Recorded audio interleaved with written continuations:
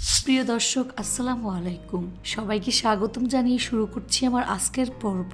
আজকে আমি আপনাদের 2টি আলু আর 1টা ডিম দিয়ে দারুণ মজার অনেক বেশি মুচমুচে বিকেলের নাস্তা তৈরি করে দেখাবো। এই নাস্তাটি তৈরি করা খুবই সহজ, ঘরে থাকা সামান্য উপকরণ দিয়ে খুব সহজে তৈরি করে নেওয়া যায়। খেতে অসম্ভব মজার হয়। আশা করছি আজকের রেসিপি সবার কাছে ভীষণ ভালো লাগবে।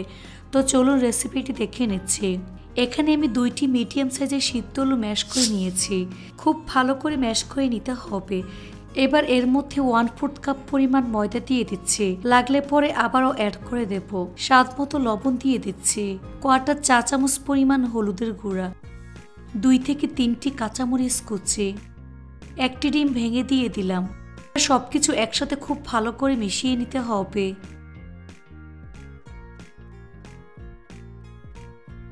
যখন দেখবেন ডোটা খুব বেশি নরম হয়ে গিয়েছে, তখন এর মধ্যে অল্প অল্প করে ময়দা দিয়ে মোটামুটি সফট একটা ডো তৈরি করে নেবেন।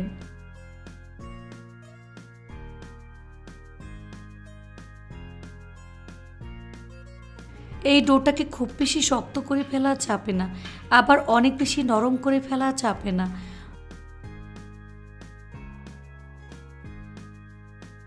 এই তো ডোটা মাখানো হয়ে গিয়েছে। ডোয়ের উপর সামান্য পরিমাণ তেল মেখে নিয়েছি, এতে করে বেলতে সুবিধা হবে। এবার ডোটাকে বোর্ডের উপর নিয়ে নিচ্ছি।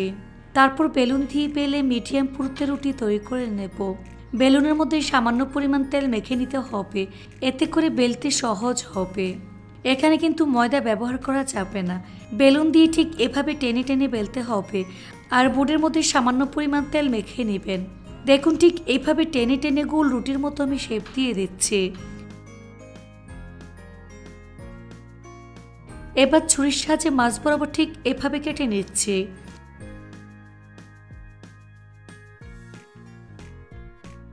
এবার রুটিটাকে কেটে ট্রায়াঙ্গেলের মতো আমি শেপ দিয়ে দিচ্ছি। মোট 8 ভাগে ভাগ করে নিচ্ছি।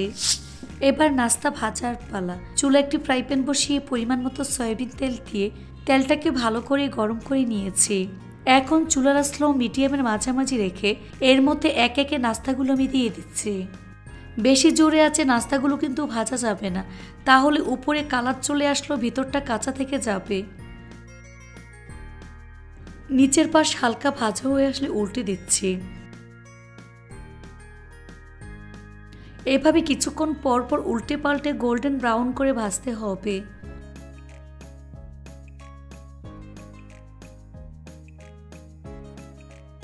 দেখুন কতটা ফুলে উঠেছে এবং খুব সুন্দর কালার চলে এসেছে। এখন ছাঁকনি দিয়ে তেল ছেঁকে নাস্তার প্লেটে তুলে নিচ্ছি।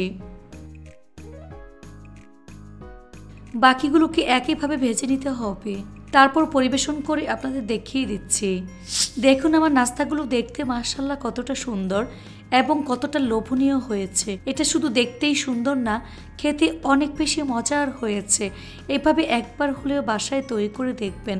এটা তৈরি করে খেলেই বুঝতে পারবেন ঠিক কতটা মজার।